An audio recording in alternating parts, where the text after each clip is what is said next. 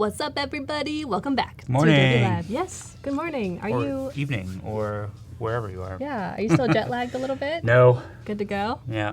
Cool. 2 hours away. It's fine. Yeah, that's true. Not bad. Welcome, everyone, to Adobe Live. We are doing hand lettering this week, and I'm here with Ryan Hamrick. Welcome back. Thank you. Yay. Good to be He came here. back for the second day. Brave soul. Hey, what's up, everyone? We got Eric in the chat. Mel, Walter, Chelsea, Tamiras, Heidi, Walter again. If you are in the chat, say hello in the chat pod so we know you're here, and also let us know where you're watching from. We want to know, especially you, Eric Sue. I want to know where you're watching from, because I don't know. Today, you're going to be working on some pretty cool stuff, kind of following what you worked on yesterday. But before we jump into that, I want to let you all know that we have a couple things going on. First of all, we have an awesome lineup of guests this week. Super cool. We've got Anna leaving the studio right now. Later, you did a great job. Good job, Anna. But even before that, we're starting the day with the XD Daily Creative Challenges. If you want to learn a little bit more about screen design, UI, UX, super cool. Come by at 8:30 for that. Then we've got Anna and Ari, Ryan and myself, followed by Mark and Renee, and finishing out the day with Cindy and myself again, all doing hand lettering, traditional, digital, all kinds of cool stuff. Great. Yeah, in about 30 minutes, we'll be doing our chat and win, one of the best parts of the stream where you have the opportunity to win a little something, courtesy of Sticker Mule and Adobe Live, so stick around for that. And then we're also challenging you to work on a challenge alongside Ryan while he works today. If you want to check out the challenge tab over there, there's more info about it, but basically you're going to make your own brush using Adobe Capture. It's a free mobile app on Android and Apple devices. It's totally free, easy to use, and you can send brushes to Photoshop, Sketch, Illustrator. Super cool. So learn more about that, and we'll be looking at your submissions in 1 hour at 11:30. Okay, cool. That's enough about me. Who are you? Maybe another introduction, Sure. and then we can jump into what you're doing. So I'm Ryan. I am a lettering artist here, and we've been kind of working a little bit on really my whole process on a typical lettering piece, from initial exploration with sketching and stuff to building that up and kind of playing with different styles and seeing what feels right for the particular piece and so on. And so today what I want to do is I want to kind of take where we left off yesterday and kind of bring that into the computer a little bit and start using some of these awesome tools we have at our disposal to kind of speed up the process a little bit that I do when I'm iterating and stuff. Because back in the day, right, all we had available to us was sketch it, resketch it, sketch it, resketch it, fix it the next time. Yeah. And that can be great. You know, if you don't have access to all these tools, then you can get there that way. It just takes a little bit longer, right? So if I've got a project with a tighter deadline or something like that, then I've got to find out some shortcuts and stuff. And being familiar with Photoshop at the time when I was starting out, I used it to my advantage to kind of like speed up that process and iterate a little faster. So yeah, and that's not cheating. That's not cheating. I mean, it's It's smart. If you're not using the tools that are available to you at your time, then you're just not being smart. So what I'm going to do today is I kind of like took some of what I was working on yesterday and cleaned it up a little bit, played around with it some, and kind of got some shapes that I really, really like. And now it's time to really kind of just organize them, composite them, find out what the right lockup is of those, and then and move forward from there. So what I'll do a lot of times when I get a sketch that I'm really feeling, then I will come into the computer here. Let me just airdrop it to myself. Fingers crossed that it works. All right, I'm on Wi-Fi in both places. Awesome. The other day on the train, I was trying to airdrop a drawing to myself so I could post it on Instagram, and I sent it to someone else on accident, and they accepted it. Hey. I was like, all right, you have my drawing now. I've done that before, and they've rejected it, and I'm like, good call. Yeah. Smarts. Okay. To my MacBook. Okay. And over here. All right. Sweet. Like magic. So, I'll create a new document here. You can see some of my old pieces in there. Very cool. Let's just do 2000 by 2000. Why not? doesn't Good really size. matter. Yeah. So I was going to use AstroPad to mask this out and break it up and everything, but I'll just do it with the mouse because I'm not on Wi-Fi with the... Oh, I can get you signed on. Maybe, like? yeah. Maybe for the next round, if we have it here, I'll just hand it to you. Perfect. Super Cool. easy. I kind of surprised everyone with what I was planning on doing this We're gonna morning, be doing so a lot of we'll cool figure it stuff. out. Yeah. No, So a it's lot of good. times when I'm at home in the studio, I'll use a combination of my computer and my printer and just kind of go back and forth. I'll scan something in. I'll do some reworking in Photoshop, and then I'll often print it back out and just use that to put under a piece of marker paper or whatever, and then redraw it. Take that time to refine and stuff once I've got the layout more to my liking. But today, since that just doesn't make as much sense in the studio here, I'm just going to work on it in Photoshop, send it back to my iPad, and then stick that under the paper and see how that goes. Sweet. So you do so much back and forth. I yeah. really like that. Yeah, I mean, I feel like, you know, if you've got multiple tools that can do different things, you know, figure out the way they can work in tandem. So let me go grab that file here. Just drag that guy in there. And while you're dragging that in, Mr. Director is wondering, why does this look different from my Photoshop? Like, you have different kind of panels opened up. Do you have it specifically set up, or do you have one of the presets? You know what? That's a great question. I have never really specifically made it a point to set it up the way that I like it. Right. I just kind of like drag tools out there As you need them. as I need them. I'm like, oh yeah, it would be handy to have that there. Yeah. And I haven't put a ton of thought into that. But there are different options. Yeah, I mean, there's tons of stuff. And it varies between computers too, right? So like I have a 27-inch iMac at home, and I got a lot more space to play with over there on that computer as opposed to the MacBook. So, Totally. all right, so I've got my image in here. This looks great, Just by the one way. single image, thank you. If we zoom in a little bit here, we can kind of see it got a little bit of some brushy It's beautiful. things going on here. Yeah, some feathery tails going on. But the layout is not the way I want it, right? Okay. So I've got this one image here, so what do? So what I started doing early on is I would just take this and I duplicate it, say, for instance, at first I've got 6 words here. So I'll make 6 copies of this guy, and actually, before I do that, I'm going to set a mask on it so that duplicates 2. And I'll just duplicate that. Let me turn that volume off on my iPhone. Hush, hush, hush, hush. How dare you? Interrupting me. Okay. All right, so now I'll duplicate this guy out. 6. And how did you do that? What was your hotkey? So my shortcut there was just, what? So habitual. Command J, is that right? Let's try it. Yep. Command J. So you have the layer selected, Command J, Yes. duplicate it. Cool. So I'm just gonna hide all but one of those, not the background, just stay in there. And then I'll come in here and click into that mask. And then what I wanna do is just basically separate out these words. So I'm not getting too specific with how I'm coming close to the edges here. I can just create, or just set this to a multiply mode so they can just sit on top of each other and not hide one another, and I'll show you that in a minute. But Sweet. so I'll just get a little basic brush here. I'll just make it nice and big. I got plenty of room to come close to this, and I'm just coming in here with black as my foreground color here, To hide. and painting into that mask to make all those parts that I don't want on that particular layer transparent, right? So I've got my set as part there, and I'm just gonna go ahead and change that. You're naming your layers? I don't usually do this when I'm by Oh. myself. I'm Oh. doing this for everybody You're else to make ruining it the look like I've got my illusion. shit together. Excuse me. So It's true. next layer, I'll mask all this other stuff here. Okay. So 1 layer per word. Mm-hmm. Following, tracking. And it all depends on what I need to come in here and do, right? So if I've got words that are like have some spacing problems, I might even break up individual words into multiple pieces so I can kind of play with the spacing there. Right. Just makes it a lot faster than trying to fix all that on sketches. All right, so now I'm in the next one here. Let's get shirt. Get that shirt. Get shirt out of here. Get that shirt. Thanks, Joseph. I love your blouse, Joseph. It's good. I don't know about Joseph's, but yours is good. Thank you. I like it. I broke the all black rule, but I did go for something a little extra. So that's Hey, I cool. had a colorful jacket on. I this know. morning, I was so- like, are we breaking the rule together? But then you're like, nope. Donning my uniform. Well, the best part about being a creative person is there are no rules. True. No rules to be had. Although Mr. Director is saying that he thinks all artists are very particular Uh-huh. to a fault. And I would that. say, I'm not Mr. Director.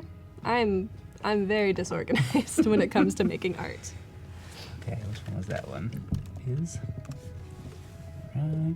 Ooh, Juan says I always name my layers. Juan, I don't Good know for if I you. believe you, but good for you. Good on He's, you. Putting on a show here. He's fibbing. Could be. And chat, if you have any questions for Ryan while he's working, send them on through the chat. We Yeah. will try our best to answer them. Well, Ryan will try his best. I'll try my best to read them to him so he knows they exist. We'll see. Tassif says, I like the technique of naming the layer. It's a good technique. Well, when you got all these and you get that small preview there and you can't see exactly what it is, because Right. especially in this case, since all of those preview images are an image of the entire piece, right? Yeah. Not what's masked out. So that's not really helpful when you look down here and you see all these little blobs in the corner. I can't tell. So I'm going to name them all so I know what I'm moving around when I select them. Nice. So now if I show them all again, we're right back to where we started. We got the full composite there, and now we can start playing around here. So what I want to do is I sometimes like to start from the middle, just to kind of branch out from there. So I'm going to start by trying to space up this shirt and is here. So I'll grab is, for instance, and I'll come in here. Oops. And I am a big mouse user when it comes to Photoshop and Illustrator. But I'm using the trackpad here, so bear with me as I... Okay. Oh, okay, so one thing I forgot here, important fact, see if I move that over there? Yeah. It's hiding that. So what I need to do is I need to set all of these layers to multiply, which will make it so that only the dark parts of those layers show through. So now, oops, I got them all selected still. Is. Now as I move that around here, that white background isn't covering things up. Right. And you can get a like cool little overlapping effect too in there when you get in close. Oh. Is it transparency? Yeah, it's slightly transparent because it's got that Oh. texture of I like guess the I could brush look pen, right? Yeah. I can't see it way out there. What's going on? I'm notorious for doing that in workshops too, like looking at the screen and trying to like You're like, pull something off and like, oh right, yeah, it's right here. I'm literally doing this with my hands. Yeah. Okay, so I accidentally masked off a bit of my T there. Let me go to shirt. I gotta get that texture. And now I'm gonna hit X to swap my foreground and background. So I got the white, which will paint in opacity instead. I'm gonna get my brush. Yeah, Tim, that's a great point. If you're new to Photoshop, just play around with the different blending modes. You'll discover what they can be used for, why they're helpful. Totally agree. It's kind of hard to just understand what they do in theory Yeah, without actually playing with them. for sure. Do you have favorite blending modes besides multiply? Well, let's see. It depends on what I'm doing, right? So like if I'm doing something like this, multiplies and screens can be really helpful depending on, what values the artwork that I'm working with is. Right. To just kind of like, be able to overlay things. Another great one is if you have like an inverted sketch or something like that and you want to overlay it over an image or something like that, screen mode is killer for that. Sometimes I'll do some sharpening tricks for some things with, like a high pass filter on a layer and do an overlay blending mode over that to kind of like tighten things up. Yep. Yeah, just depends on what I'm looking for. There's endless possibilities in the blending modes, which I kind of just found out, like you said, like by just playing around with them. So I kind of like where those are. I'm not sure about that gap there. We might play around with that some more, but actually, you know what? I got an idea. Let's tuck that guy in there. Ooh. I'm not sure if that'll keep working, but I'm gonna put it there for now. Now.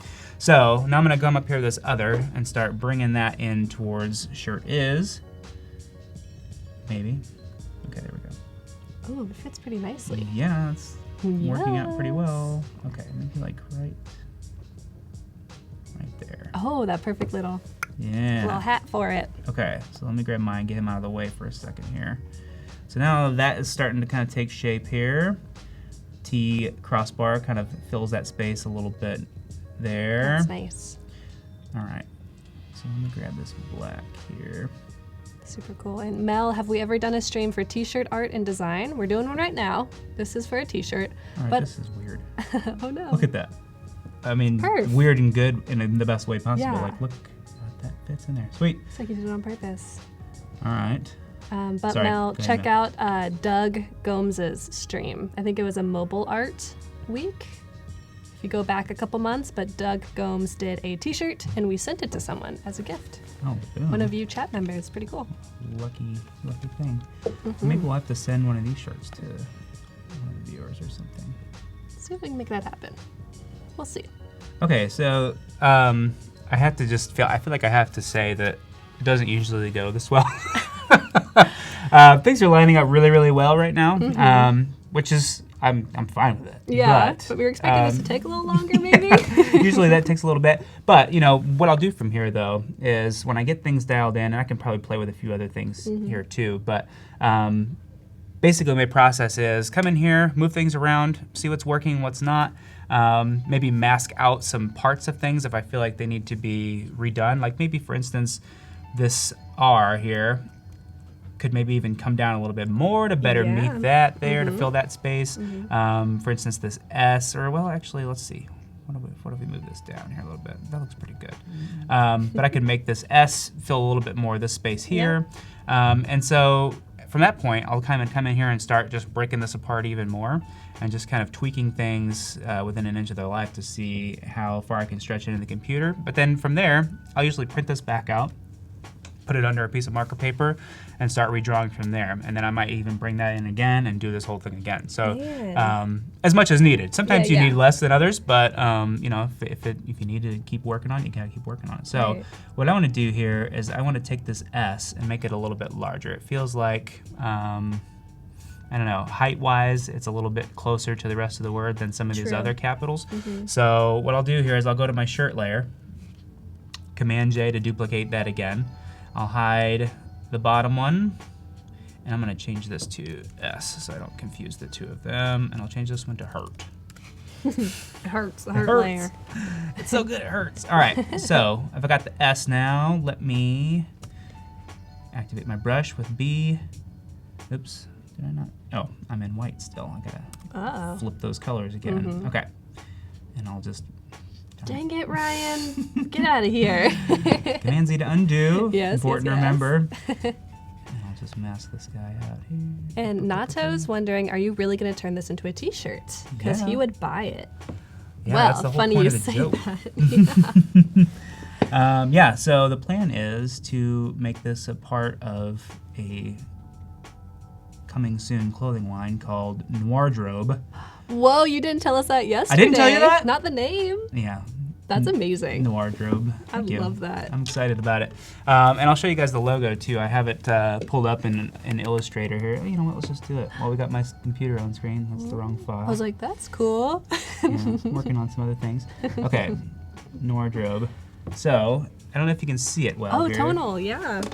So, I wanted to see if I could push the boundaries of logo design and make a black on black logo. And it's oh my gosh. sort of strange, but what you essentially have here in these shapes and the negative space is created black letter forms on a black background. So what you have is just these simple shapes, but the overall image is the word. And I had to fudge with some of the sizing and stuff, but I think overall you kind of have like a fairly balanced thing from left to right there. That's a super cool idea.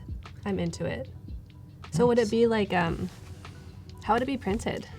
Like with a shinier something? Well, probably not. Totally. The idea of this whole thing is going to be pretty much everything black. We'll play around with some things to make pieces that are mostly black, but also have like, maybe like a dark gray stripe or something like that. Yeah. Just weird little things that are, leaves you with a mostly all black wardrobe. Just a wardrobe. Yeah. Wardrobe.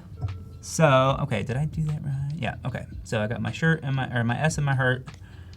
And I'm gonna grab this S here, hit V to activate my move tool here again. And oops, I grabbed the wrong one. You even have auto select on, so you could, I think, just click on the letter. Yes. But and drag around. When you are really loose with your masking, even though you can't see some of that background that exists on those other layers, a lot of times that gets in your way if they're stacked the way they are, for instance. But anyway, so I've got this guy. I'm just going to increase the size of that there. Oh, cool. And I didn't change it a whole lot, but kind of fills that space a little nicer there. Maybe I'll bring that in a little closer too. Cool. All right, so I'm liking the way that's looking. I feel like the B could stand to be a little larger too. So let me go ahead and break up that black as well.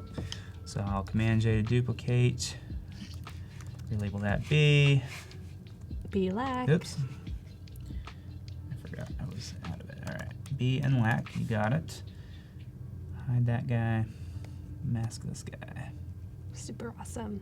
And chat, if you're just joining us, I'm here with Ryan Hamrick working on an awesome Noirdrobe t-shirt. Boom. Future merch. If you're hanging out with us for the first time, let us know in chat. Say hello. In about 8.5 minutes, we're going to be doing a chat and win, and it's just like what it sounds like. All you have to do is chat, and you could win 100 free custom stickers from Sticker Mule. Sticker Mule's super cool. I have a stack of the stickers.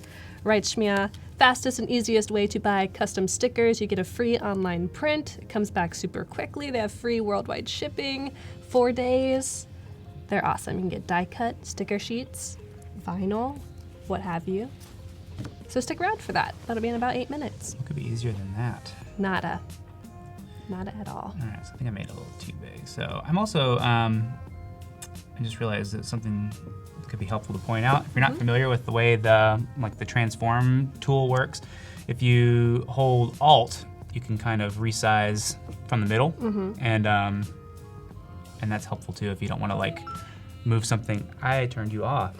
But I want to say something. He is very adamant about notifying me of things that I don't care about right now. But yeah, that'll keep you from really dragging something way out of where you want it to be, which is helpful sometimes. Totally. So Alt and Shift are your good friends, or Option Shift. That's right. Enter, click that. Okay. Wrong one.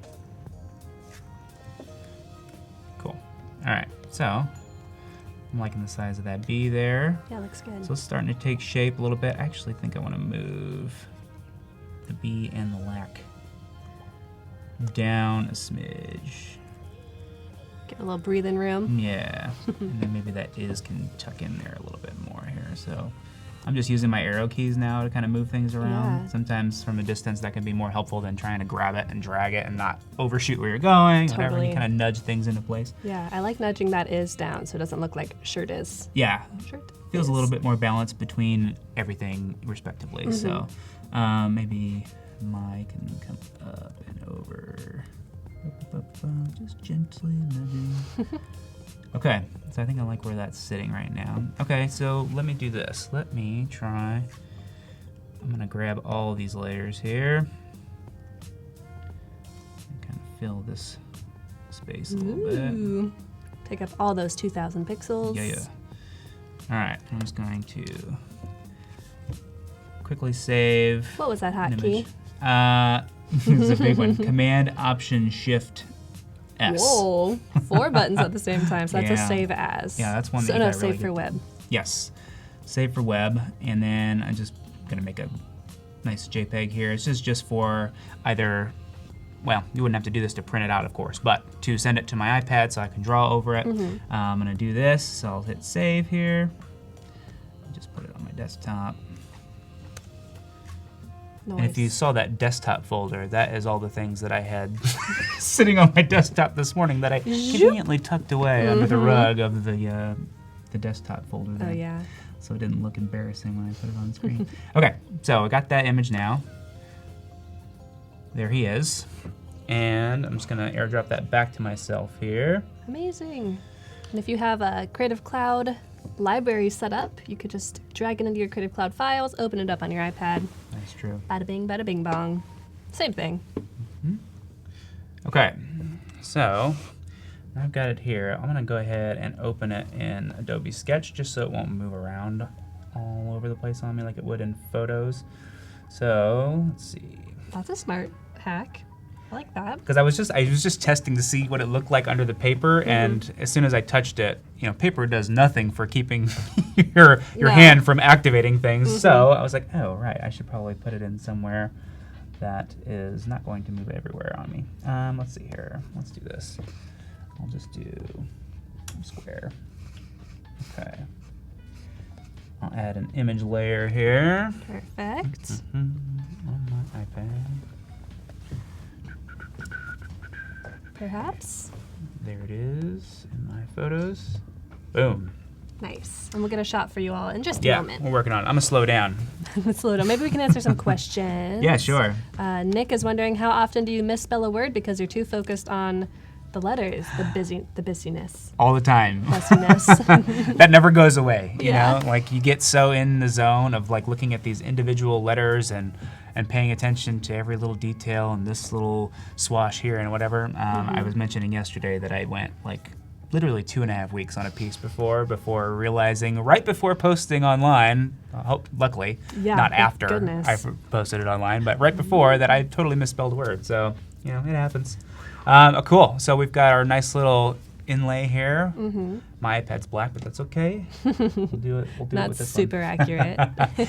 So I just pulled this open here in Adobe Sketch, and I'm going to just make this as big as possible here. Awesome. Chat, let us know if you've ever used Photoshop Sketch. You can use it today for the challenge if you are interested. Make a brush, send it to Sketch, good to go. Boom. Okay, so I got that in there. And again, I just kind of put this in here so that when I'm, I undid. Okay, I undid and then like redid something and drew. So let me put that back in here. Now I can show you. Nope. You missed it last time anyway. So I just got a blank document here. Uh-huh. And I'm gonna hit the little plus sign here and I'm gonna add image layer since I have that image on my iPad. So I'll choose on my iPad. There's my photos here. Boom. And there he is. So I'll just hit done there. And now that image is right in the middle of my document here. Perfect. So now I'm going to let that fill the screen a little bit there. Cool. And I can even tap these little arrows in the corner here to just get rid of all the other stuff. And then what I'm going to do now, we set up to switch to the camera here in a second too. Under the Possibly. paper. Yes. Okay. Perfect. Cool. Gracias, So Paco. I'm going to slide this right under here.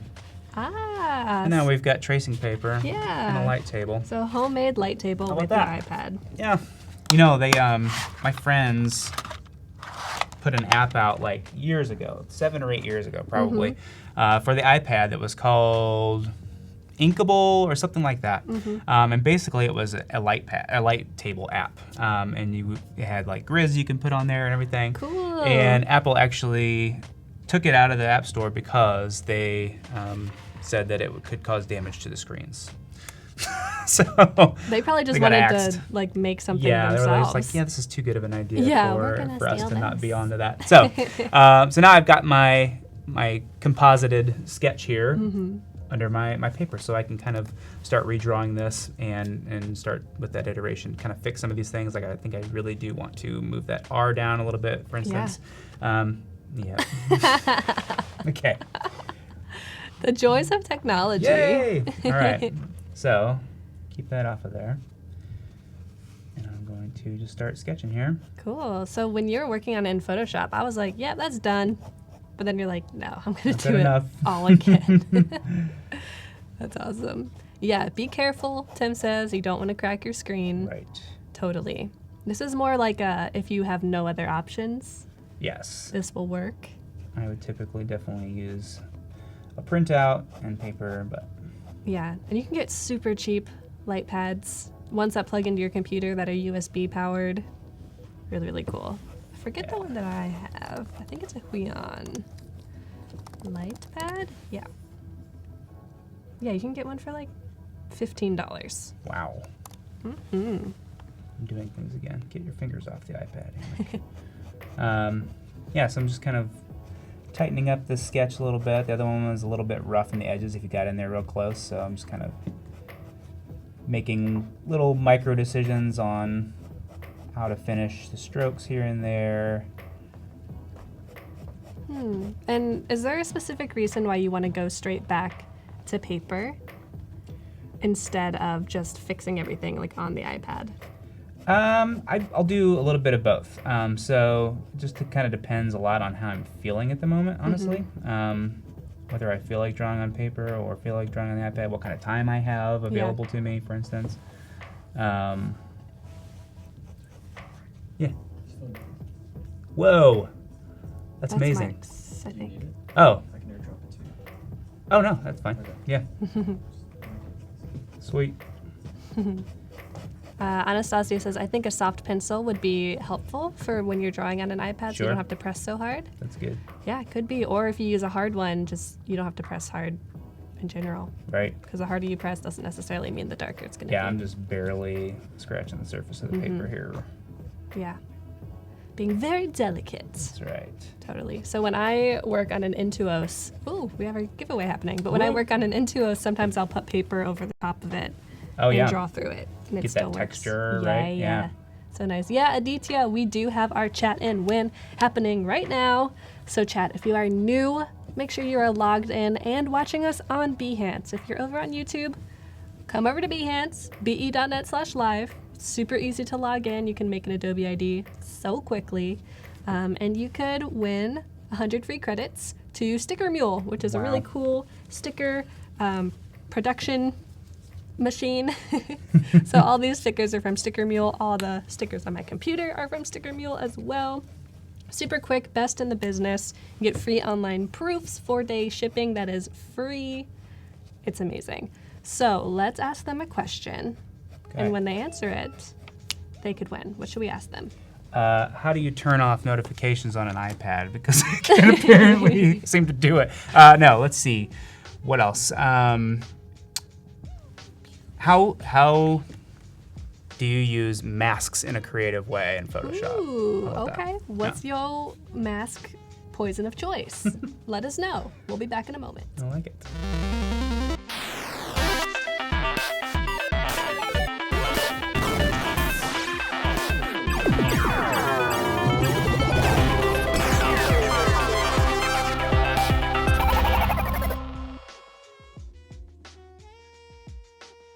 We're back. All right. What? Let's see what people are saying. Mel uses text masking, overlays, texture, multiple layers. I'm too lazy to mask.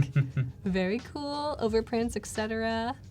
I'm excited to hear what you mean about textures, people. Like, do you use a mask and then brush a texture onto it? Oh yeah, because I mean that's a nice non-destructive way to add some texture, right? Because Yeah. if you've got a clean piece of type or lettering or whatever, and you want to see what it looks like with some texture or play around with different ones, you can do it with a mask and not actually remove anything from your image, right? Totally. Yeah, masks are awesome if you don't want to commit, or if you just don't want to destroy your original files.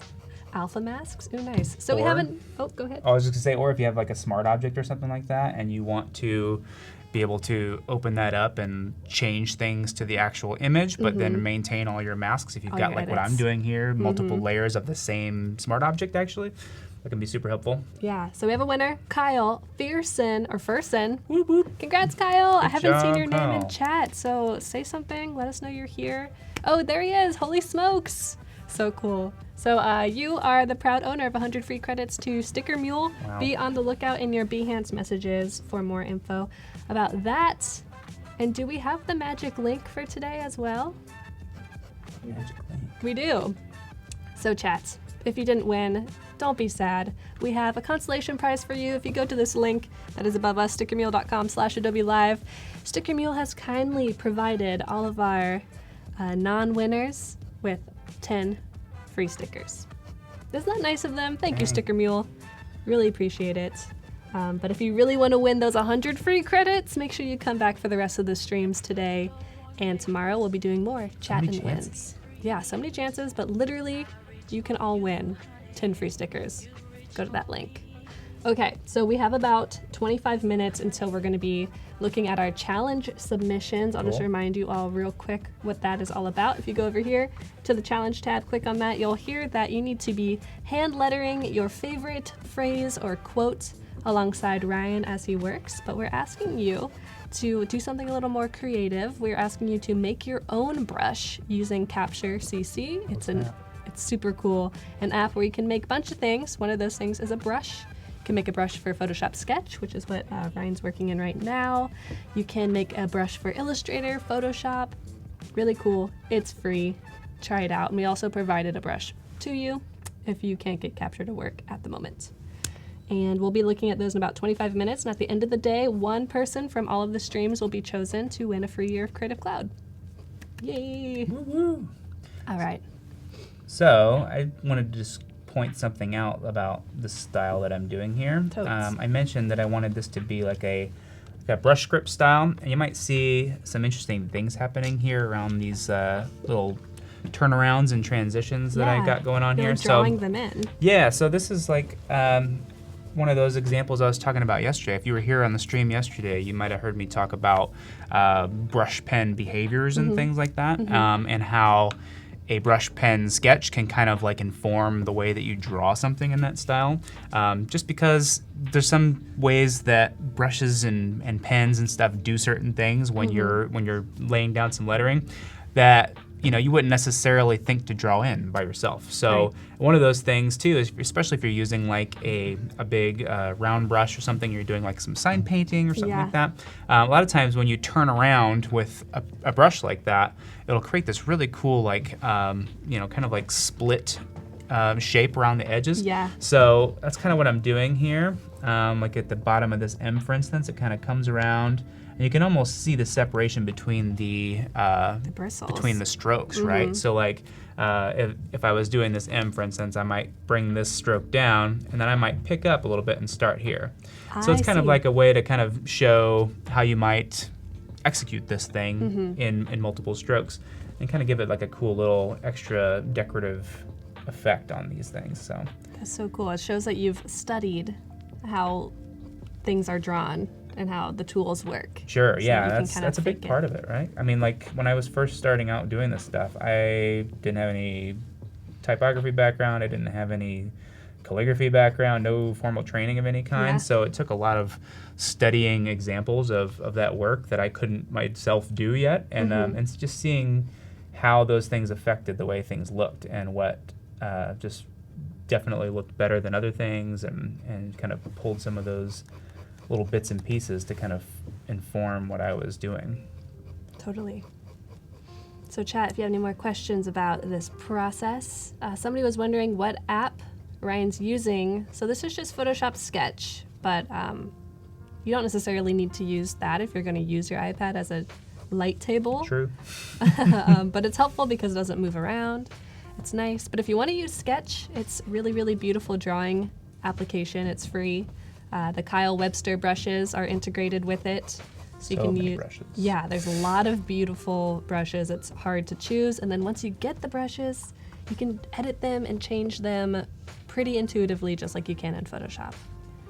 And I would recommend that to everybody. People ask me all the time about like how do you create brushes and stuff, and of course you've got tools like Adobe Capture and things for just making it real easy. Yeah. But if you're not going to go that route and you want to actually get into Photoshop and start tweaking things, my recommendation is always to do exactly that. Go in and find one that you like. Yep. Play with all those sliders, see what does what, Yeah. turn things on and off, and just see what affects things so that you can make active decisions on how to make it do what you want it to do, right? Yeah, right. Don't just use the out-of-the-box tools. Yeah. You can make them work for you.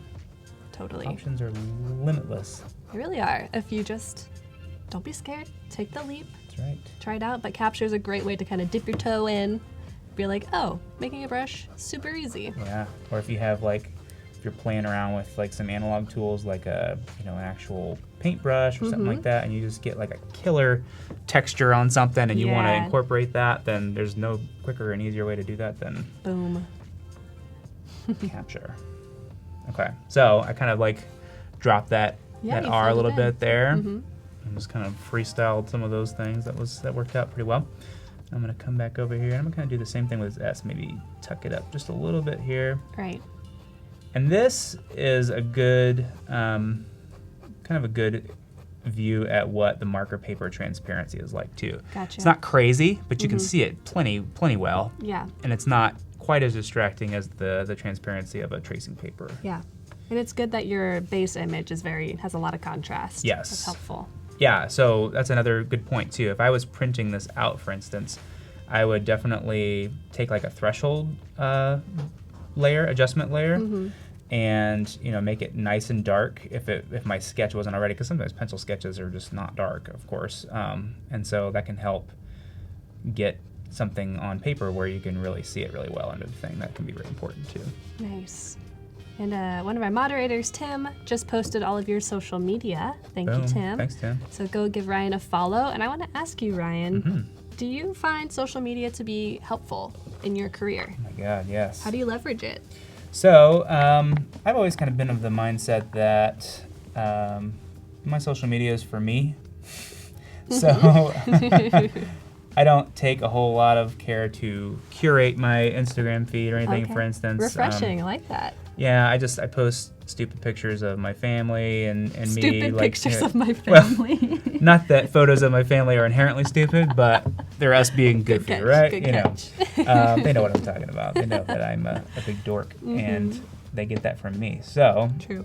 because they're my kids, that inherently makes us goofy. Yeah, goofy But fam. yeah, so I feel like there's multiple ways to go about it, right? You can make your social media feeds a business tool, and you can really take a lot of care to design them in a way and, you know, make them optimal for growth and whatever. I kind of used them early on to really learn out in the open. I was kind of teaching myself all this stuff on my own and just kind of posting what I was doing, right? And just sharing what I was learning, posting examples of something that I picked up that day and figured out or whatever.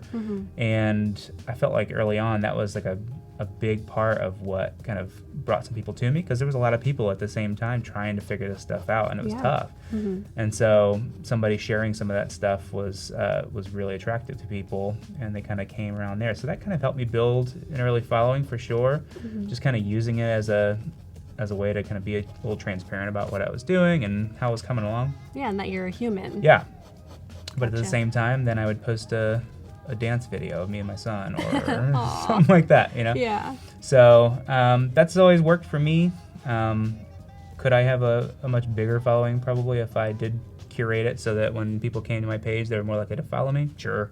I mean, your following is not anything to scoff at. No, I'm happy Built with it. Yeah, that's awesome. And a lot of that is because I've been on there since literally the day it launched. But, yeah. You're like, this is going to be big. Yeah. Well, it was funny at the time. I wasn't even doing design. I was writing for a tech site and reviewing apps and stuff. So I really just downloaded it to review it and used it like anybody else uses Instagram for a long time. And then when I first started dabbling in some of this design stuff, it was just a natural thing to do, to just post it up there like, hey, look what I'm doing.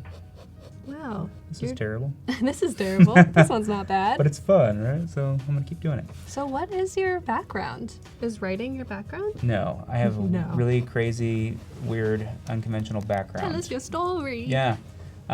So before design, I've always been interested in drawing and stuff from the time I was a kid, but I never really thought of it as a way to make money or pursue it as a career or anything like that. So for a long time, I was actually in retail management. I managed a lot of cell phone stores and stuff for a long time, probably like 6 or 7 years or so. I worked for Sprint and Verizon and AT&T and everything. And then when we moved to Pittsburgh in like 2009, the company that I was at the time was just a little regional carrier that's since been bought by AT&T, but they didn't have any presence in Pittsburgh at the time, so I couldn't like transfer or anything there, and we were moving because of my wife's job. And so I just kind of like said, okay, her thing is good enough where I could take my time and find something good. And I just kind of like never did. I was looking for something in management, and like none of those stores were hiring or anything, and our kids were like 1 and 4 at the time, so like I just was basically staying home with them. And since I had been in that industry for so long and knew a lot about about phones and technology and stuff, I started doing some freelance writing for a couple sites and used, again, social media to kind of like form relationships with the people that were doing that and kind of weasel my way into that world. And I was doing a lot of, reviewing phones and apps and everything. And it was through that I kind of got the urge to design an app. And at the time, there was unfortunately no Adobe XD. That would have been super helpful. So I did it all in Photoshop. So it works. Good fallback, right? Yeah. But I was a heavy BlackBerry user at the time, hilariously enough, because that like- was something you did back then. Yeah, I didn't know what you were going to say. Like, Yeah. I was a heavy something user. Oh yeah, I was a heavy user of BlackBerry. Blackberries. An addiction not Yeah. unsimilar to others, but yeah. So there was like no good Twitter apps on there, no good-looking ones anyway. And you can make an argument that there was no good-looking apps at all on there, but specifically Twitter was a problem for me Right. because I was using it a lot. So I just took it upon myself to design an entire app in Photoshop and just kind of figure the rest out later. I didn't know how to code or develop or anything like that. So I just kind of designed all the visuals and then found a developer partner to help me build it. Cool. So we did that and launched it, and that really kind of gave me that design bug. I was like, okay, this is something that I could see myself doing more regularly. And then I just kind of started going down that path and trying to teach myself web design and stuff and trying to make myself a little more versatile. Oh, And that was going okay, but I think I mentioned yesterday, like, oh no, I moved my Oh, sketch. no. The worst. Zoom back up. Yeah, especially when you're tracing. I'm trying to trace here. Close enough.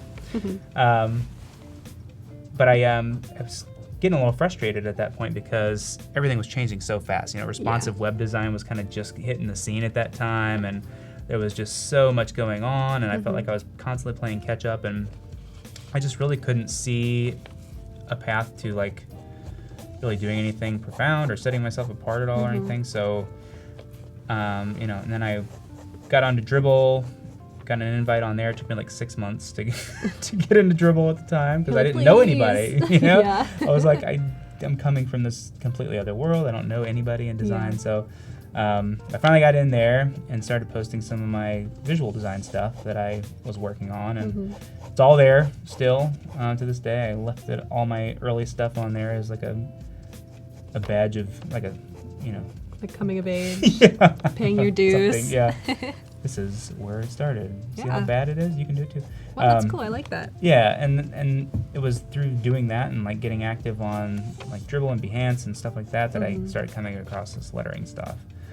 And I didn't know if I could pull it off or if that was something that I would be any good at, but it was so beautiful that I just had to try it. And, and it was rough at first. A lot of that early stuff is on there too, for the laughing at. I love that you keep it up. That's great. Yeah, I figure, that's a big part of my growth, and it shows like what you can maybe accomplish if you enjoy it enough and dedicate yourself to it. So, but yeah, so like kind of a weird path to design. I didn't go to school for it or anything, and just had just enough creativity lying dormantly to activate it a little bit with a lot of practice. Yeah. Nice.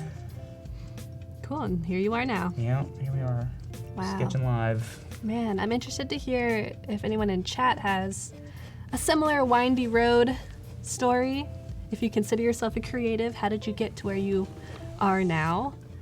I'm almost kind of jealous of those kind of stories because like art's always been the thing for me. I wish it had been too. It was something I always really cared about in like high school and stuff. Actually wanted to be a different kind of artist for a long time. I was pretty convinced that I was going to be a rap artist. Oh, a musical artist. Yeah.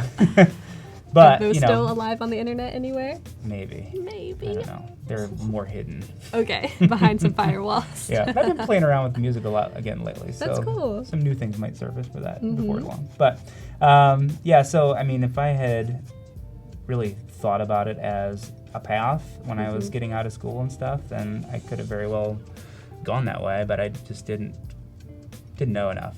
It wasn't fostered enough, maybe, in me as a kid as a viable career. I think a lot of people deal with that, right? But just went a different path and got into sales and stuff, and that just seemed like the more realistic way to go at the time, and I wish I had known better. Hey, that's all right. Yeah. At least you have that experience. Sure. Kind of like real world. Yeah. Like, oh, this is what the real world's like. Managing other people and those teams helped me manage myself Yeah, now. 100%. That's not something you learn in art school. Right? Not at all. Yeah, that's a shame too. Man, Kyle says, Oh no, Bob says his path is very similar to yours. Actually, that's cool, Bob. Bob, hey Bob, what's up, buddy? What's up, Bob? Oh, nice. Matt says I did welding to Photoshop or to photography to design. Kyle did school to drywall to dental technician to graphic designer. Wow. Yeah. Oh my gosh. Goodness A gracious. little bit of everything. Hugo says I started as a screen washer in a silk screening shop. Nice. So like Well, that's cool. creative adjacent. Yeah, I mean, it's hard to be around all that awesome stuff and not. Not get inspired. Yeah. Try it out. Man, Hamant wants to know, how much experience do you have? A lot. Years and years, right? Fair amount, yeah. I've been pretty much solely dedicated to this kind of stuff for, I was saying 8 years yesterday, but I guess it's more like 7.5 or so since I kind of, Oh, no. since I first found it and started playing around. But yeah, it's been, I had a lot of things in place to allow me to really pour myself into it that, you know, not everybody has, which I was fortunate about. My wife had a really killer job at the time, so Thanks, I had the wifey. time to kind of, yeah, exactly. Owe it all to you. Yay. So that helps for sure. But yeah, I realized pretty much right away that even though what I was doing at first was super rough and not super attractive, definitely Yeah. not what I was going for, I knew right away that I just loved it and decided, okay, I'm making myself good at this. This is gonna happen. That's so cool that you had kind of the confidence, the gumption to be It's like, tough. Well, I can didn't do have enough this. information to not. You're ignorant. Yeah, I was like, yeah, this is right. Yeah, this is Yeah. cool. Man, that's I'm cool. onto something here. But so many artists are like, oh, I'm not good at this. Like, I'm just not going to do it anymore. It's not Right. my thing. You're like, no, I'm doing it. I'm going to be the best. It's awesome. Aditya says, everything in design seems so cool. It's difficult to choose a specific path. Sure. Yeah. That's true. You don't really have to choose. I don't know. I feel like you could either specialize That's right. or you can kind of be a jack of all trades. A lot of designers are jack of all trades because you kind of have to be. People are like, oh, you're an artist? All right, I need a logo and I also need a website Right. and need some t-shirts. And you're like, those are different things. Yep. Designer. Yeah. Yeah, no, I'm trying to constantly ensure that I'm doing things more versatilely and kind of like keeping myself from getting pigeonholed too much because, Yeah. you know, it's with any visual medium like this, I mean, a lot of your business comes from word of mouth, right? And work that you've done in the past. So a lot of Yeah. times people are coming to you like, hey, I saw this thing you did for so-and-so.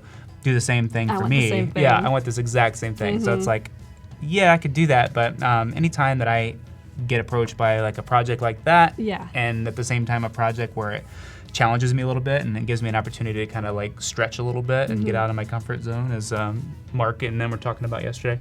Yeah. I'll always choose that because that is the more fun, more interesting work, and I would love to be known for more than just cartouches and swashes and stuff, and Yeah. be known as somebody who can tackle a lot of different things, right? So, Yeah. all right. So I've got my sketch here. Good I'm gonna job. pull this iPad out of here for now. The magic. Boom, boom. Leave that over there. Cool. I'll just turn him off. And be Wrong quiet, way. iPad. Yes. Don't make any noises. Hush, hush. Yeah, and we have Um, about 5.5 okay. minutes left before we start looking at submissions. Can't so wait to just see the keep that in mind. submission. So this is the custom brush one today, right? Yeah, and chat, we only have 3 submissions, and I want to see at least 10 for this segment. Where y'all at? So we need 7 more. Come on. You can do it. Get 6 minutes. Okay, back to you. Cool. So I'm going to open up Adobe Capture Oh, and boop-a-doo. Oh This is yeah, what you can Capture see. looks like. Check this out. See this guy right here. This was boogie boogie. a pumpkin. We were stencil. carving pumpkins, and one of the kids wanted to do him, so I like took a picture of something, threw it into Adobe Capture, and just made a quick, super rough vector to print out Yeah. and put on the pumpkin. That's so creative. I'm just gonna hit, camera here. Let's see if I can get a good, I'm trying to hit camera. There we go.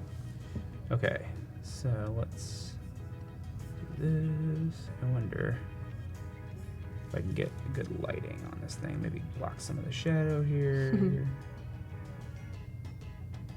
Of course. Bob, you know that my notifications aren't off. Is this the same Bob? This is my buddy Bob Ewing giving me a nice friendly text here. Aw, But thank good you, old buddy. Bob. Tell you what, let's do this. I'm going to do not disturb. We'll see if that helps. Perf. Okay. So, I don't know if you can kind of see this, but I've got a little scan in here. I'm going to see if I can. I don't want to smooth it per se. I may just end up using a photo, but if you got a really tight pencil sketch and some good lighting, it's a little weird in here with like the lighting and being directly over Might it, not of be course. perfect. So it kind of makes it a little tricky, but you can come in here and you can really fine-tune things, get a nice little thing to bring into the computer so you can start drawing it and everything.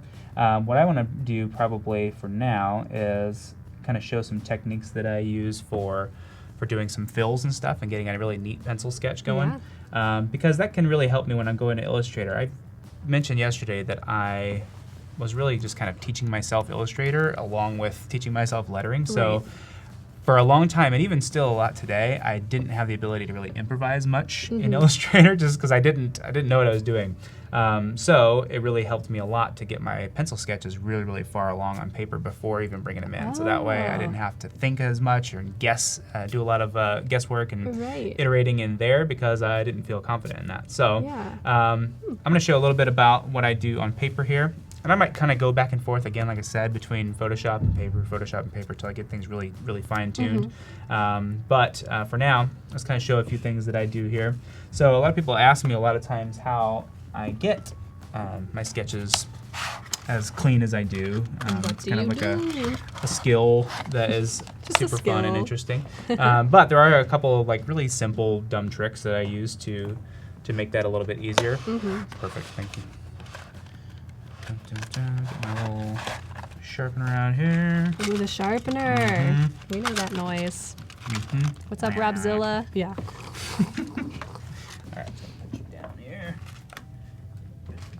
So again, like I said yesterday, I've got an HB lead. That's usually about as soft as I go because anything softer and you're sharpening constantly, that's annoying. So, see that nice sound? This gets you that super consistent needle sharp pencil here. Really awesome. So that way you can control it a little bit better. So I'm just going to come in here, and I talked a little bit about pivot points with the hand yesterday. And I kind of use that same concept when I'm thinking about getting a clean edge on a sketch as well, because when you're doing this kind of thing and you're coming in here and trying to get this edge, for instance, of this swatch of this M really, really clean on the outside, every time I'm sketching and making these tiny little marks like this, I'm still using that pivot point. It's a very small stroke, but if anything, if not perfectly straight, it's curved to a very specific direction, right? So if I'm doing this edge, this left edge, then I'm gonna do it from this way. If I'm doing this inside edge here, even though the curve of this overall line is this way, where this pivot point that I'm at right now would be helpful, anytime I deviate from the line I'm trying to create on those tiny little strokes, it's going to deviate out of that line. So what I'll do is I'll often approach that from the other way, spinning my paper, of course, not doing that like a total lefty over here, right? But I'll kind of approach it from essentially the inside side of that stroke, if that makes sense. I've been saying that for a while now, and I can't think of a better way to say it. The inside from side the inside of the side, right? Yeah. So I'm gonna start over here and just kind of come right up to this edge, and I'm using this HB now, so it's you don't have to press a whole lot to get a nice dark fill here. And I'll just come down here and make these little tiny strokes to kind of build in from that edge there. And you're working on the inside. That's right. Trying your best to do so, at least. Yes. Gotcha. And I'm kind of fixing things too, because I mean, I did that sketch pretty quickly and was talking and whatever. And sitting further away from it than I normally would. I mean, I'm usually way over my paper, but you know, staying out of the camera and everything. So I could do it a little bit better on that pass than I did before. So now I'm just kind of like fixing anything that needs fixing too. Just kind of building that edge to be what I want it to be. Nice. And we got some last minute submissions come in. I'm proud of you all. Yes, our deadline has just hit. It is 11:30. So we will be looking at some of these submissions in just a few minutes. I'll give Ryan some time to work on his fill-in. We don't have too many to go over. But if you don't have any idea what I'm talking about, we're challenging you to do some hand lettering alongside our creators today. So today's challenge is to make your own brush using Capture CC. It's a free mobile app. Ryan kind of just showed it on his phone for a moment. So it's really, really easy, free to download. You're going to hand letter your favorite quote or phrase and then send that over to us. Like I said, the deadline has already hit for this stream, but we have 2 more streams for today. So many streams. Yeah, lots of streams. And then tomorrow, we're not going to have a challenge, actually. We're going to be doing portfolio reviews, which is amazing. So excited. Yeah, imagine having a professional artist, designer, letterer review your portfolio And live. then forget about it, because you don't have to imagine it. It's going to happen. It's going to happen All for day. 2 of you, not all of you. Yeah, so if you have like a lettering portfolio or some sort of design portfolio, start sprucing it up, because you can submit it tomorrow to get some feedback. I'm excited. I'm also excited to show you these submissions, because some of them are really cool. All of them are cool, but some are really cool. You're not waiting for me to stop, are you? No, Okay. not at all. Javier has a question for you. Sure. In the artwork, We the People of the U.S. that you have on your portfolio, And on the wall. Yeah, on the wall behind us. Can you put into words briefly how you make the transition from thick to thin strokes? So, Briefly. yeah, it's got to be, you got to focus on what feels natural. And one little tiny simple trick that I've always stuck to as far as a guideline on that is to take it a little bit further than you think it should happen. So, for instance, at the top of this E right here, I'm poking a microphone. Instead of having it transition and finish transitioning like at the top where you might kind of expect it to, take it a little bit through that curve, right? It just eases that transition a little bit and makes it a little bit smoother. It feels a little bit more natural. Yeah. And otherwise, just really study classical expert calligraphy, because they did it by hand somehow expertly well every time, and studying just like script fonts too, and just see what they're doing. That's how I learned it, and just a lot of practice. Yeah, when you do the thick, when you do the thin, when you're putting more pressure, when you're letting up a little bit. Right. Just a lot of research.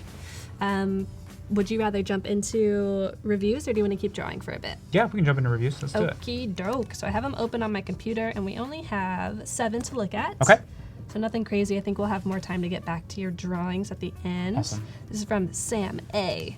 Iridium Look at Interiors. Yeah, so Sam, did you make this brush? This is crazy. Pretty cool. Love it. So yeah, it kind of almost seems like those underlines down there are maybe the brush stroke, Yeah. like a full length of the, and maybe there's 2 brushes or something. Yeah.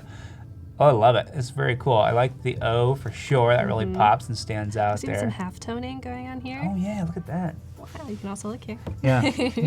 Helpful. Thank you. Yes. Oh yeah, that halftone shade is awesome. Delicious. Yeah, it really Yeah. kind of sets the lighter color off of that green in the back. Yeah. And then the purple outline just really kind of takes it over the top. Yeah. I don't know if you need the purple though.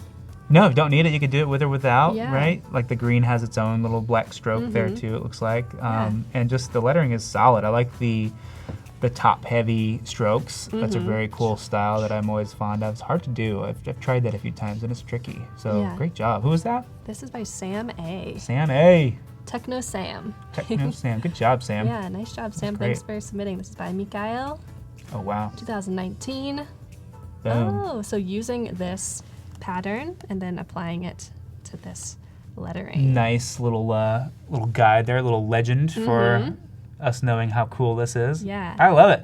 This is really cool. I need to play around more with like those multi-shape brushes, Right. because there's so much you can do with that I'm just not tapping into. It's so cool. I'm a big use the pen tool and draw the outline of the thing that I already created Yeah. outside of Illustrator, and this kind of stuff could be super useful. So Yeah. awesome. Yeah. I love that connection between the O and the 1, by the way. Very cool. And there's so much movement. You can really see it Yeah. like twisting. Nice job, Mikhail. Nice. All right, this is by Chelsea Skinner. Do all things with passion. Do all things with passion. Which Nice. version do you prefer? Let's see. I like the little hearts going on over there, but Yeah. I'm a big fan of white type on a darker background Yeah. for sure. Yeah. Yeah, and there's some awesome things going on here. Let's see. I like Yeah, like the little heart tittles on the eyes. That's Yeah. cool. Cute little detail. And I love the kind of swash coming off the top of the P there. And it feels like that transition from, the contrast there is really well done and perfectly placed for sure. Yeah, nice job, Chelsea. Nice. I really like how you used, although there's a lot of contrast between red and white, you even threw in a little more contrast with this drop shadow. Yeah. But I wish it were a little bit tighter, not as blown out and kind of fuzzy, because this lettering is so kind of crisp. Maybe it was more like an actual stroke and less like a fuzzy shadow. Yeah. That's just personal opinion, but maybe you could try it out, see if you like it. I like it. All right, this is by Aditya. Oh, cool.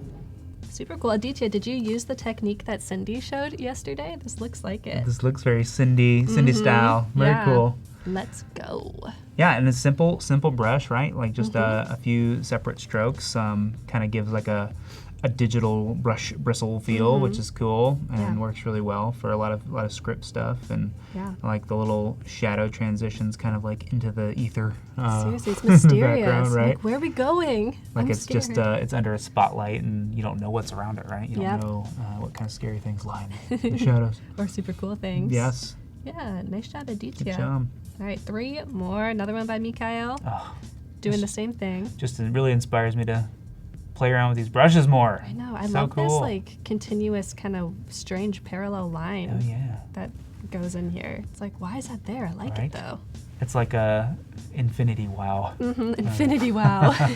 That sounds like the Doge meme. Like much wow. Yeah. Infinity wow. Such wow, yeah. Like it. Love the colors too. That's cool. You kind of miss the pink at first, and then you kind of see it flowing in and out of there, Yeah. especially on the O, and that's really cool. Yeah, movement, a little bit of a glow makes it have a neon feel on this dark background. It reminds me of like a fun sugar-coated candy of some kind. Ooh, yeah. Yeah. Sounds good. Nice. Nice job. You are awesome. No, you're awesome, No, you. Felicia. No, you. All right, let's see this zoomed in a bit. Yeah. Oh, nice texture, Felicia. Oh yeah. See, I was missing some of that Very there. markery. Cool. Ooh, I like this. That's Yeah. very slight angle Yeah, there. a little waviness up in there. I like that A a lot. Yeah. This I don't know one or what this it is one? about them. Oh, the first one, the UR, the RA. It's really cool. I like those little, almost like calligraphy. It's kind of a calligraphic brush, right? It's got a little angle to it, so Seems you like kind it, of like a chisel. Yeah. Very cool. Yeah, nice. I feel like some of the letters are really tight, and then some are a little more like lackadaisical, like this one. And I don't know. Yeah, it's something to think about too with spacing, right? So like anytime you've got strokes from one letter to another that are going to be next to each other and they're both like vertical, like between the M and the E, Yep. and maybe like the W and the E also. Yep. You want to make sure and give those a little bit of extra space, because when you've got a bunch of the mass of that letter all taking up that far space to one side or the other, Yep. it kind of creates like a dark spot, a little heavy spot there. Right. So let's keep that in mind. But otherwise, it's really cool. Yeah, nice job. Nice brush Felicia. too, specifically. Yeah, gonna reload it. I think we had one more last minute. Yeah, we did. Sweet. Sweet. Get in there. Ooh, this is by Tosif or Nice. Seven Asif. Tubular dude. Super tubey. Wow. I like that T a lot. Is that right? Oh, it's a 7. Or 7. Right. Very cool. Yeah, Nice make gradient. a number ligature into some letters. That's pretty tough to do. Yeah. Very cool. Nice little gradual gradient. So there's like multiple gradient things going on here too, right? So you've got, or maybe it's just the shade kind of happening, but Yeah.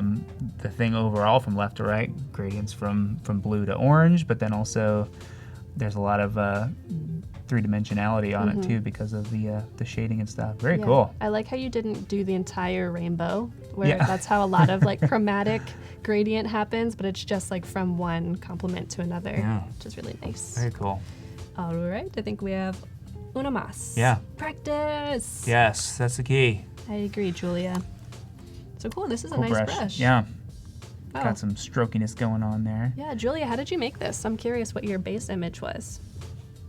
Yeah, And a couple dots maybe. It looks like I'm looking at those initial strokes of the P and the R, and you can see the similarities there where you got that one dot that's like dramatically off and lower than to the left there, which is kind of creates a very common thing that happens with a bristle brush, right? Yeah, so one's kind of frayed off to the side. Makes it feel very, very realistic. Nice accent of some grain, and then opposite gradient, so dark down here and then dark up here. And one thing I might recommend with a brush like that, where you can kind of see some of the similarities between those strokes, is just to kind of like switch the way that you're applying them to some of those strokes. So like, for instance, with that P and the R specifically, since they are very similar letters and can kind of show a lot of those same traits, you know, maybe flip the way that stroke, that brush is applied on the stroke of the R, so it looks, you know, not so identical to the P. Not that this is bad at all, it's really cool. But, you know, just something to kind of make it look a little less digital and more authentically analog, right? Trick us more, Julia. Trick us. Cool. Fool so me. those are fool me all the time. Those are all the submissions that we had for Ryan's stream. Thank you so much, everyone, for submitting. We have more streamers coming up after us, so if you are continuing to work on your challenge, just get them submitted. For those, we're finishing out the day with Cindy, and we'll be done at 3 today. So it's a little bit of a shorter schedule. Make sure you keep an eye on that deadline. And then we have 15 minutes. Cool. That's a nice chunk of time to work a little more on your texture. And I feel like I take a slightly different approach to filling a sketch every single time I do it. Okay. Like, I don't have any surefire things that I do as far as how to fill. I mean, sometimes I'm just impatient and I just skip it. Oh, true. You just do it on Photoshop. Yeah. But, you know, one thing that always works well is kind of like take care of the edges where you're going to end a stroke. I always see when people do a fill where all of the sketching in that fill is the same direction, like something like this, and it always looks so cool. I'm not that greatly in control of my pencil when I'm moving that fast. If I wanted to take a really long time doing that, sure. But, oh my gosh, that sounds terrible. Right? Oh. Ken Barber is excellent at doing that, and nice. it just makes me mad. I was gonna say you could do it like in Photoshop, like just have the outlines, then apply a texture on top, all the same direction. A little cheat. Yep. Boom. But that's not what we're going for here. That's right. So I'm just kind of coloring at this point, right? This is like the meditative part. Yeah. If you got the time for it, I highly recommend it because it is, it's meditative, right? It's like a kind of relaxing little Zen type of thing. Right. Is there a part of the process that's like the most stressful for you and the part that's most like, I got this, this is easy? That's a great question. I found that it varies a lot for me. Like sometimes I'm really in the mood to just sit here and take something super far down the road on paper, and then other times I'm just like, I don't feel like looking at this anymore, and I want to just like move forward and figure it out in Illustrator and just get done with it. So it just depends. Depends a lot on the client too. If I'm doing it for a piece of commercial work and not something personal that I really want to take my time with. You know, if I feel like I really want to give them extra time on, you know, one part or the other, then I'll do that. Right. Sometimes I don't.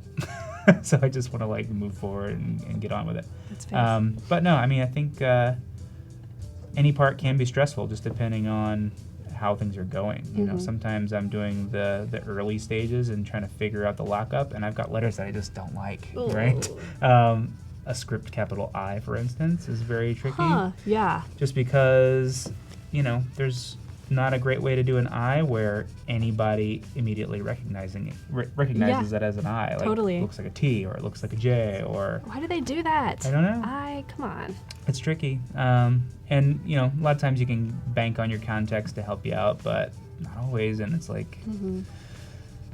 These are the problems we solve as designers. That's right. And Esther's wondering, what exact type of pencil are you using? Is it a Staedtler? Yep, this is a Staedtler lead holder, and I just kind of like get the lead wherever I can from whoever I can. From my lead dealer. Yes. I got a lead guy. Is this the kind with the built-in or sharpener? Yeah. It is, but it's not sharp enough. Pro tip, don't ever use that built-in sharpener. You might do better chewing it. Because it just doesn't do what you want it to. Yeah. It gives you like this really short, blunt tip. It's like a little nubby. Yeah, it's not helpful in any way, shape, or form. And yeah, you could literally like rub it on a table and get a better point than that thing gives you. awesome. Yeah, I highly recommend this guy here. This is just like a cheap generic one from Michael's, I think, but little rotary lead pointer. You kind of stick it in the little guide here to get the length right, and then make that fun little noise. A lead and pointer. it gives you that super sharp edge every time. I like that. And if you really want to kill some time, you can hang out on eBay for weeks and months on end and wait for somebody to put an electric one Ooh.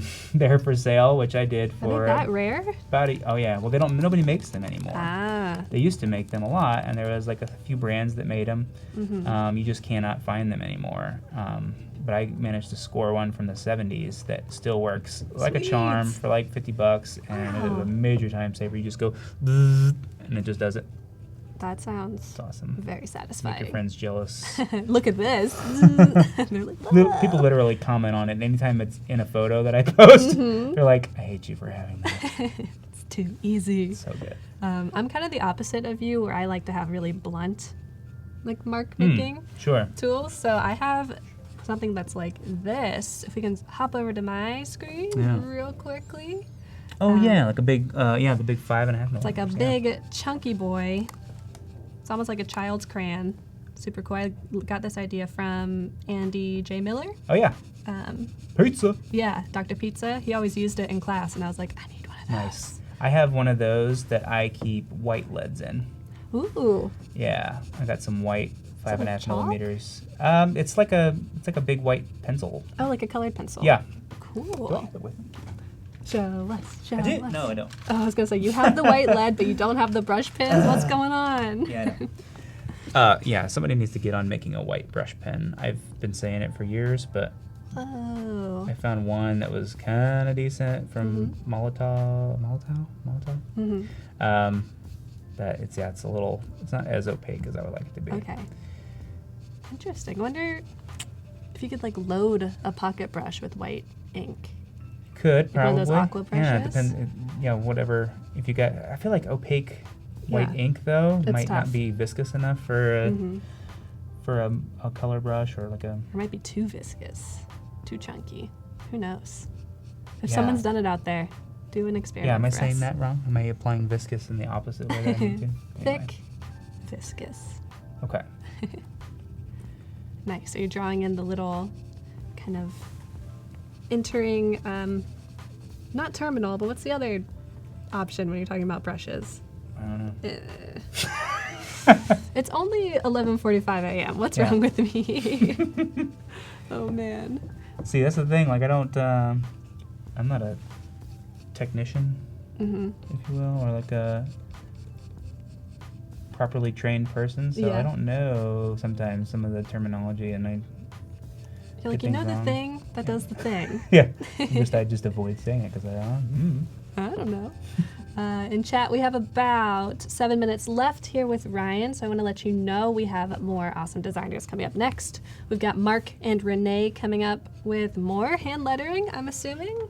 They're nodding their heads yes. Oh, Mark's like, we're changing it up today. We're going to be doing some rap beats. Nice. Ryan. But we started the day with ExoPixel, or Marissa, with the XD Daily Creative Challenge. So if you want to get into more screen design or UI, UX, app, website design, that's a good place to start. Then we had Anna and Ari working on some beautiful lettering. Anna is so fast. She always has the coolest techniques. Jealous. Yeah. Speed. Seriously. And then Ryan, right now, as you can see, working on some more of his, my other shirt is all black. Yes, it is. Yes. Super cool. So we are on kind of day 2 on this, and then tomorrow will be day 3, hopefully finishing it up and maybe showing it. Oh yeah, we're finishing it up. Yeah, like it's So happening. yeah, I'll probably keep working on filling this afternoon, and then tomorrow when I come back, we will be ready to take the sucker into Illustrator and start doing some vectors, get that pen tool rocking, and just kind of show you some little tips and tricks that I have for speeding that process up. Talk about shortcuts and stuff, because those I live and die by shortcuts. And so that kind of stuff will be super helpful. And, we'll talk about a lot of the things that some of you might already know as far as point placement and stuff, but then maybe some other things that are like just some really dumb tricks to like think about them a little bit differently and optimize that point placement a little bit. Cool. And just get this thing rocked out and see how fast we can go. Yeah, I think point placement is actually a very like underdeveloped skill in a lot of people, unless you really think about it. Because I know that the initial thought is like just drop a bunch of points because you want the curve to be very curvy. Right. It's like, no, you gotta cut that down a little maybe. I've been saying for years, mo Bezier's mo problems. True. Mo bees, mo problem. That's right. I like that. You should put that on a t-shirt. Yeah, right. On your wardrobe. Boom. Yeah, Kyle says, love dim shortcuts. Same. Yes. So helpful. Gotta know them. Mm-hmm. And then after Mark and Renee, I'm going to be back with Cindy doing some more awesome stuff. I think we're working on some paint lettering today, but it's all digital. So we will see how that happens. Excited to see. Love it. Mm-hmm. Nicholas says, I love your Texas hidden arrow design. It's magical. Thank you. I felt like that didn't go over as well as I had hoped it to. Oh, why? Well, I put it on a shirt, and then, like, nobody wanted it. So that doesn't feel good. But I would love to make some pins out of it or something. Yeah. Is it it's on like your portfolio? So I think it is. Or maybe your website? It's on my Instagram for sure. Oh, it is on the site too, I think. Okay. Let's see. Maybe not. Okay, Instagram for sure. Instagram.com/Hamrick. You got it. Let's see. Yeah, so this is another example of me. Scroll. Is it far? No, it shouldn't be too far. Should be coming up here. Further than I thought. Okay, there you go. Where? That middle one right there. Over here? Yeah. Oh, it's cool. So it actually changed slightly. The width of the vertical stem of that T shrinked up a little bit. But yeah, so this is an example of me, like I was saying, trying to do something a little bit different than my typical style and, flex a few other muscles creatively. So this is kind of like an icon I wanted to come up with for kind of representing a progressive Texas town. Texas is obviously very traditionally very conservative, but things are changing a lot. Beto O'Rourke is an awesome politician running for Senate in Texas to kind of switch things up. And this is kind of like just an icon I came up with to show like forward progression and a blue Texas, if you will. Yeah. And it's also the Texas flag vertically. Huh. Oh my gosh, it is. So, yeah, that's fun. I'd like to make some pins of that or something, or put it on a hat. Or you should. Yeah. And those, when you get that I voted sticker, you can that pin. Yeah, Rocket next to that. Yeah, I love that. Thanks. Ooh, Santa Rosa. That's here. Oh, no, that's is in New it? Zealand. There is a place called Santa Rosa. Oh, okay, got it. Oh, yeah, the actual place, yes. Yeah, that's a New Zealand chicken and turkey company. They make awesome, like, prepackaged, like, chicken and turkey things for like chicken and like turkey. But yeah, that was a really fun project. They let me kind of really let loose on that one, so that's cool. Yeah. Nice. So everyone go follow Ryan on Instagram. Yeah, I'm there doing fun things sometimes. Totally, just sometimes. Posting videos of my son's beats. He wants to be a producer, so he's awesome. Nice. Yeah. Go follow him. Boom.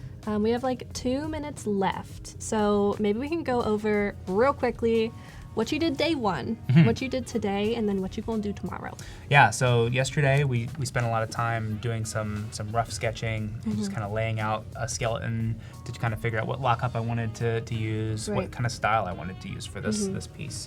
Because I wasn't 100% sure I had an idea of what I wanted to do, but it wasn't until I started laying things back out that I kind of figured out more what I wanted to do. So yeah, you drew it a couple times. Yeah, drew it a lot, drew it in different styles, different approaches to it, and then started figuring out how those words might come together. Played with the brush pen a little bit yesterday too, right? Yeah. And kind of saw how that naturally laid things down to kind of use that as a little inspiration for how I would ultimately draw it. Right. And then today, I brought in some sketches that I kind of kept on developing yesterday, and we jumped into Photoshop and showed a little bit of my process for how I use Photoshop to make my compositing and lockup procedure a little bit more efficient. And that was a lot of fun because why waste a lot of time drawing and redrawing and redrawing if you don't have to, unless you enjoy it. Yeah. By all means. But maybe you do sometimes I don't have drawing. time. Yeah, I might really want to spend that extra time, but Yeah. can't on a certain thing. So Right. Photoshop comes in super handy there. And then we just put it back on paper and kind of use that opportunity to refine a few things here, fix some spacing things, make things larger, smaller, move them a little bit to really dial it in. And now we've got this guy here that I'm working on filling, just to make it easier on myself when I bring it into Illustrator to have a very clear view of what I'm trying to accomplish with the final piece. Yeah. So I think I really like the spacing on everything now. I'm going to probably put the logo of the clothing line like right underneath it here, since I've got like a little bit of a open space that could be more rounded out by having another element down there. So we'll play with that once we get into Illustrator tomorrow. But yeah, I'm just really excited about where this is going and where it's going to end up tomorrow when we get to vectoring. Super sweet. And then hopefully final step will be actually getting it on a shirt. I love it. Possibly. So everyone stick around. We've got Mark and Renee coming up next. Come back tomorrow for more Ryan, if you're interested. And we'll be back in about 5 minutes. Thanks, Awesome. Ryan. Thanks, guys. Bye. See you tomorrow.